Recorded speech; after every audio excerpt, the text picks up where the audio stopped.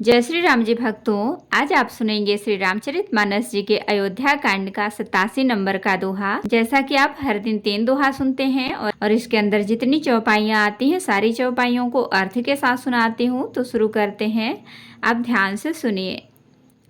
हम आरंभी हरि कथा, तुम निर्वाहन आय सुआसन लीजिए, सुनहु वीर हनुमान सियावर रामचंद्र की जय। बोलो बजरंग बली की जय, बोलो सब देवी देवों की जय। वेश भरण पोषण कर जोई, ताकर नाम भरत यस होई। शुद्ध सच्चिदानंदमय कंद भानुकुल के, तु चरित करत नर अनुहरत, संस्कृत सागर से तुषियराम।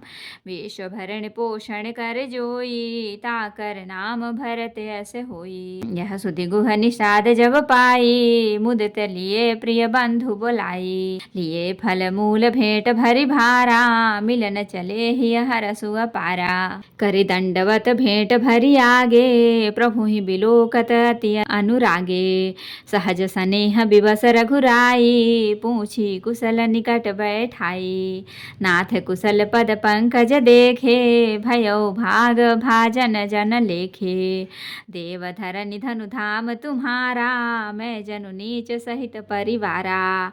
कृपा करिय पुरधारिय पाऊ, थापिय जनु सब लोग सिहाऊ। कहूँ सत्य सब सखा सुजाना, मोहि दीन पितु आय सुआना। वेश भरण पोषण कर जोई, ताकर नाम भरत यस होई। बरस 4 बासु बस, मुनि व्रत बेसु आहार। ग्राम बासु नहीं उचित सुनी, गुहहि भयो दुख भार सियाराम। वेश भरण पोषण कर जोई, ताकर नाम भरत यस होई। राम लखन सिय रूप निहारी, कहाहि सप्रेम ग्राम नर नारी। ते पितु मातु कहूँ सखी कैसे, जिन्ह पठे बन बालक ऐसे। एक कहाहि भल भूपति कीन्हा, लोयन लाहु हमहि विधि दीन्हा। तब निषाद पति उर अनुमाना, तरु शिशुपा मनोहर जाना। लय रघुनाथ ही ठाव देखावा, कहूँ राम सब भांति सुहावा। पुरचन करि जोहार घर आए, रघुबर संध्या करन सिधाए। गुह सवारी साथ रे डसाई, कुश किस लय में मृदुल सुहाई। सूचि फल मूल मधुर मृदु जानी, दोना भरी भरी राखे सिपानी। वेश भरण पोषण कर जोई, ताकर नाम भरत यस होई। सिय सुमंत्र भ्राता सहित, कंद मूल फल खाय। शयन कीन्ह रघुवंश मनि, पाय पलोटत भाय सियाराम। वेश भरण पोषण कर जोई, ताकर नाम भरत यस होई। उठे लखन प्रभु सोबत जानी, कहि सचिवहि सोवन मृदु बानी। कछुक दूर सजबान सरासन, जागन लगे बैठी बिरासन। गुह बुलाई पाहरू प्रतीति, ठाव ठाव राखे अति प्रीति। आपु लखन पहि बैठे हो जाई, कटि भाथी सर चाप चढ़ाई। सोबत प्रभु ही निहारि निषादु, भयो प्रेम बस हृदय विषादु। तनु पुलकित जलु लोचन बहई, बचन सप्रेम लखन सन कहई। भूपति भवन सुभाय सुहावा, सुरपति सदनुन पट तर पावा। मणिमय रचित चारु चौबारे, जनु रतिपति निज हाथ सवारे। सुचि सुविचित्र सुभोगमय, सुमन सुगंध सुबास। पलंग मंजु मणि दीप जहाँ, सब विधि सकल सुपास सियाराम। वेश भरण पोषण कर जोई, ताकर नाम भरत यस होई। तो भक्तों, अब हम इतने का अर्थ सुनाएंगे। शुद्ध प्रकृति जन्य त्रिगुणों से रहित मायातीत दिव्य मंगल विग्रह सच्चिदानंद कंद स्वरूप सूर्य कुल के ध्वजारूप भगवान श्री रामचंद्र जी मनुष्यों के सदृश ऐसे चरित्र करते हैं, जो संसार रूपी समुद्र के पार उतरने के लिए पुलक के समान है। जब निषाद राजगुह ने यह खबर पाई, तब आनंदित होकर उसने अपने प्रियजनों और भाई बंधुओं को बुला लिया और भेंट देने के लिए फल मूल कंद लेकर और उन्हें चारों बहंगियों में भर कर मिलने के लिए चला। उसके हृदय में हर्ष का पार नहीं था।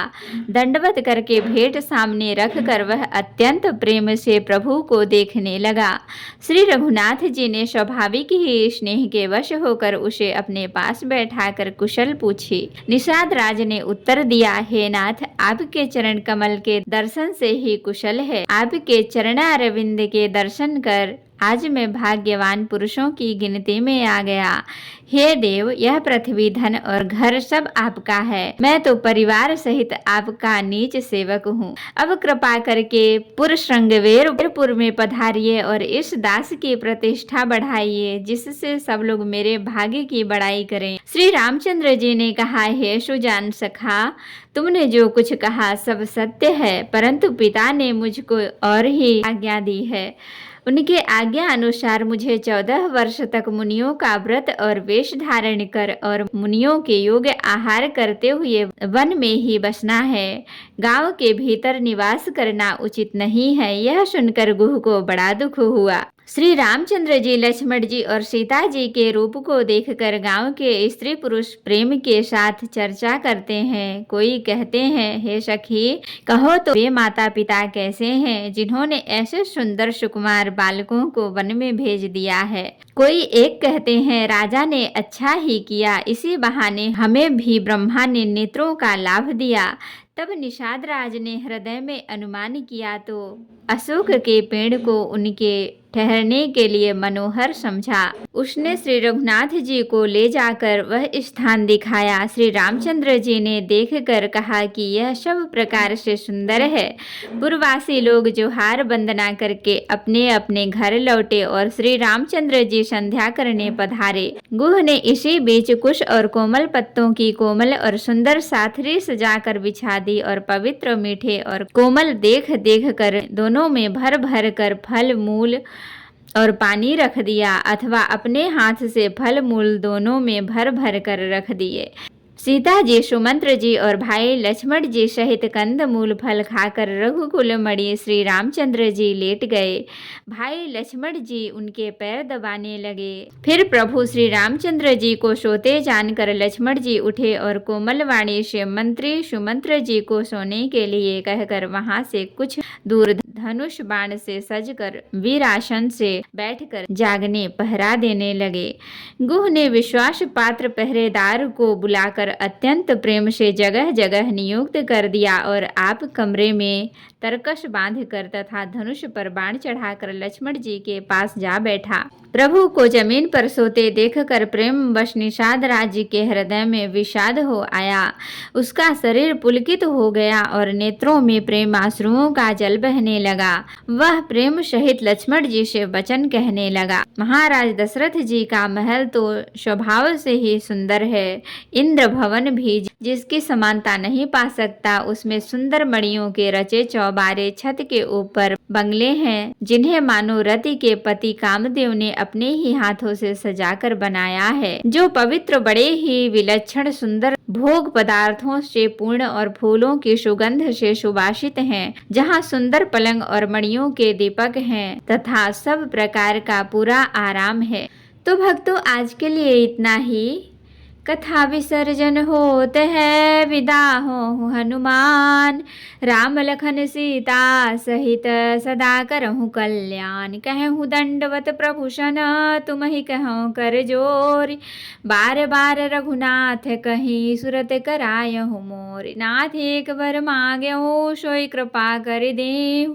जन्म जन्म प्रभु पद कमल, कबहु घटे जननी। सियावर रामचंद्र की जय। बोलो बजरंगबली की जय। बोलो सब देवी देवों की जय। तो भक्तों, अगर वीडियो पसंद आई हो तो लाइक करें, शेयर करें, कमेंट करें और सब्सक्राइब भी कर लें, ताकि मेरी हर वीडियो आपको आसानी से मिल सके। जय श्री राम जी। भक्तों, आपका दिन शुभ हो।